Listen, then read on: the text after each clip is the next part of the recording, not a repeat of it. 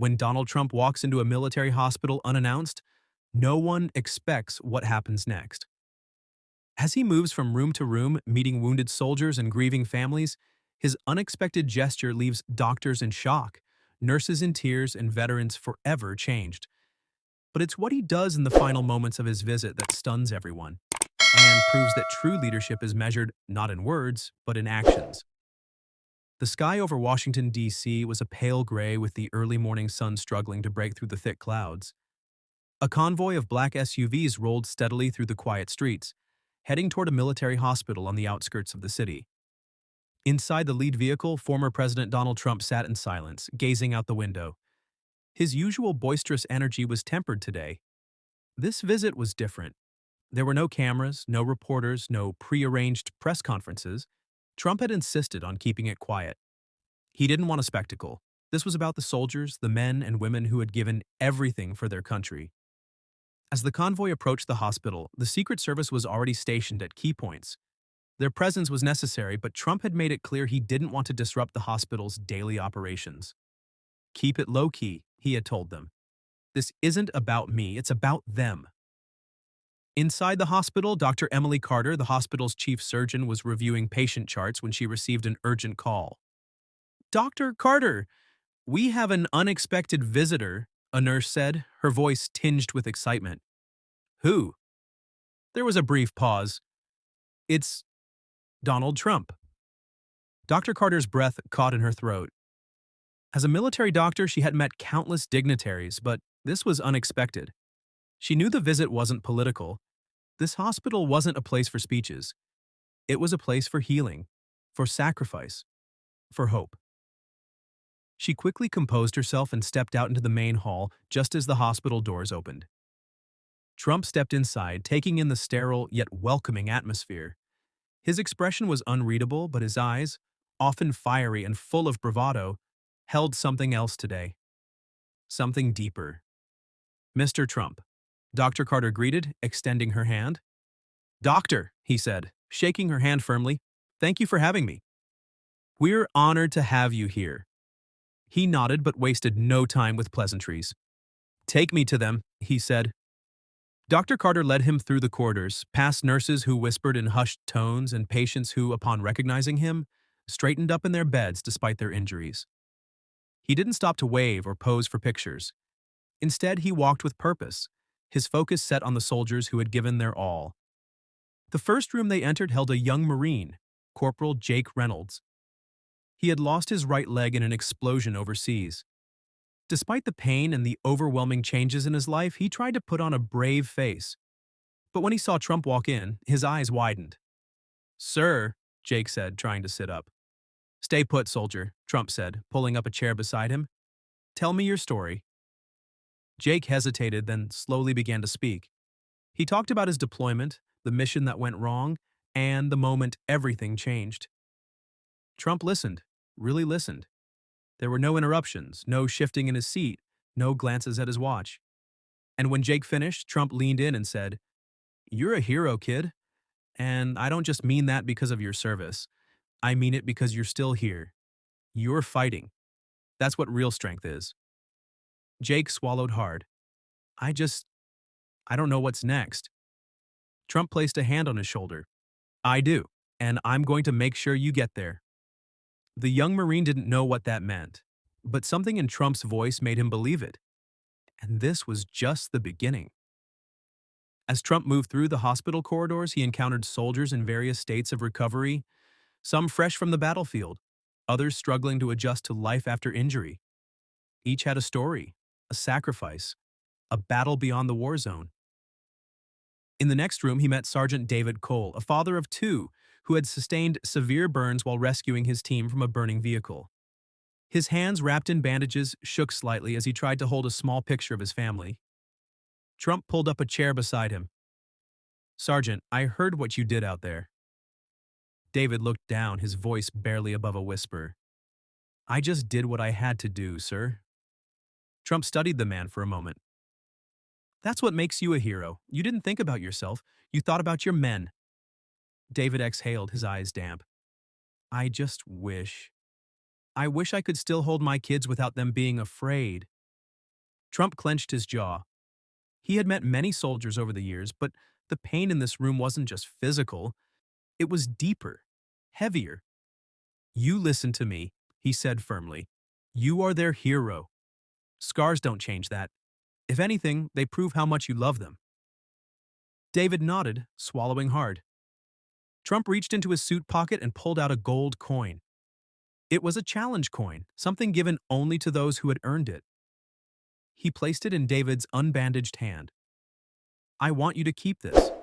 And when you hold your kids, you remember this. It's not about what they see, it's about who you are. David gripped the coin tightly, his breathing shaky. Thank you, sir. Trump patted his shoulder, then stood, glancing at Dr. Carter. Who's next? As Trump continued his visit, he noticed a small figure in the waiting area, a young boy, no older than 10, sitting alone with a toy soldier in his hands. He was staring at the floor, lost in thought. Trump approached and knelt beside him. Hey, kid. The boy looked up, surprised, his big blue eyes widened. You're Donald Trump. That's what they tell me, Trump said with a small smile. What's your name? Michael. Trump glanced around. Where's your dad?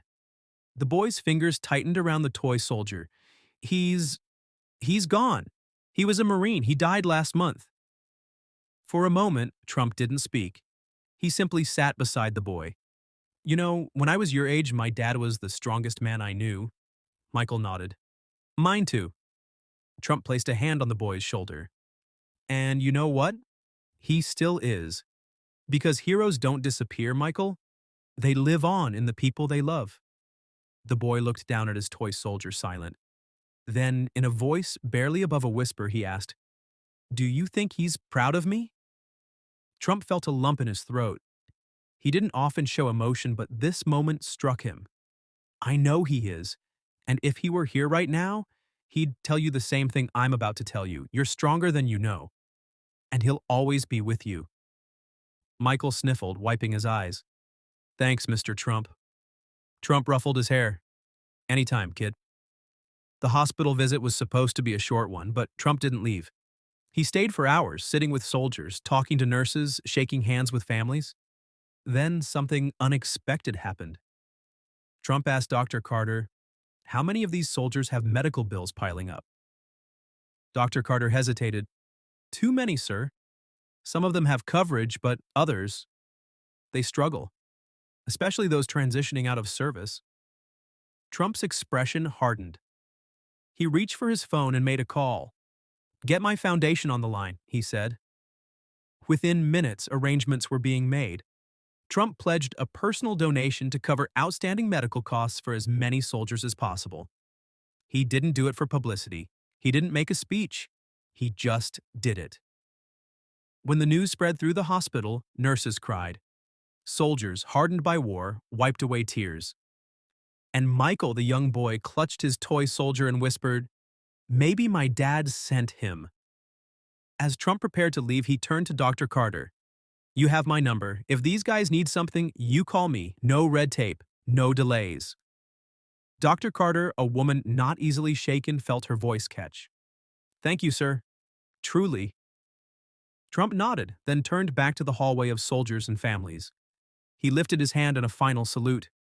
The entire room, nurses, doctors, soldiers, even visitors, stood and saluted back. As Trump walked out of the hospital and into the cold air, he didn't say a word. But deep down, he knew this day wasn't just about them. It had changed him too. As Trump made his way toward the exit, a nurse hesitated before stepping forward. Mr. Trump, she said softly, there's one more patient who'd like to see you. If you have time. Trump turned. I have all the time in the world for them. The nurse led him to a private room at the end of the hallway.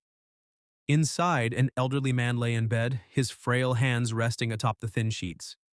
He was Colonel James Thornton, a Vietnam War veteran in the final days of his battle with terminal cancer.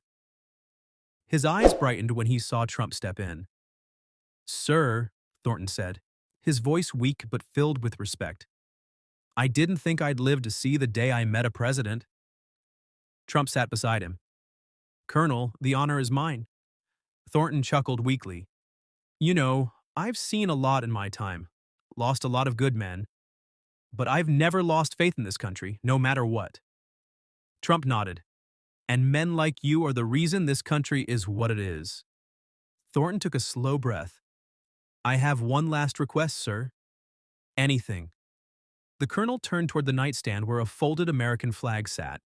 When I go, I want this flag given to my grandson. He's shipping out next month. Third-generation military. Trump picked up the flag, running his fingers over the carefully folded edges. I'll make sure he gets it personally. A single tear slipped from the colonel's eye. Thank you, Mr. President. Trump leaned forward, gripping the man's hand firmly. Thank you, Colonel. For everything. Thornton smiled one last time. A look of peace settled over him. The room fell silent except for the soft beeping of machines. A nurse placed a gentle hand on Thornton's wrist, then looked up with glassy eyes. He's gone. The weight of the moment pressed down on everyone. Trump, rarely one to show vulnerability, inhaled deeply, then slowly draped the flag over Thornton's chest. He went out like a soldier, Trump said quietly. The room remained silent as Trump stood, giving one final solemn nod. Let's make sure his grandson knows what a hero he had for a grandfather. Word of Trump's visit spread quickly, not through the media but through the families of the soldiers he met. His personal donation to the hospital covered the medical costs of dozens of veterans, ensuring they received the care they needed without the burden of financial stress. But it wasn't just the money. It was the time he spent, the hands he held, the words he spoke. A week after his visit, Trump received a letter. It was from Michael, the young boy who had lost his father. Dear Mr. Trump, thank you for talking to me that day. I was really sad, but you made me feel like my dad is still watching over me. I told my mom what you said, and she cried, but in a good way. I'm going to be strong, just like he was. I just wanted you to know that you made a big difference in my life. Thank you. Trump folded the letter carefully, setting it on his desk. He sat back in his chair, staring at the ceiling.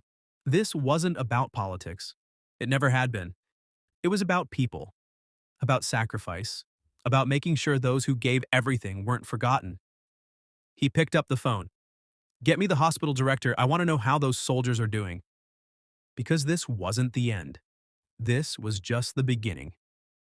2 months later, Trump stood at a military base watching as a fresh group of recruits prepared for deployment. Among them was Private Daniel Thornton, the grandson of Colonel James Thornton. Trump approached him, the folded American flag in his hands. Private Thornton, he said. The young man snapped to attention. Sir, Trump handed him the flag. Your grandfather wanted you to have this. He was proud of you. And so is your country. Thornton took the flag with trembling hands, his eyes wet with emotion. Thank you, sir. Trump patted his shoulder. You take care of yourself out there. And when you come home, I expect to see you again. Yes, sir. As Trump watched the recruits march forward, he knew this moment, like so many others, would stay with him forever. And as long as he lived, he would never stop fighting for the people who fought for him.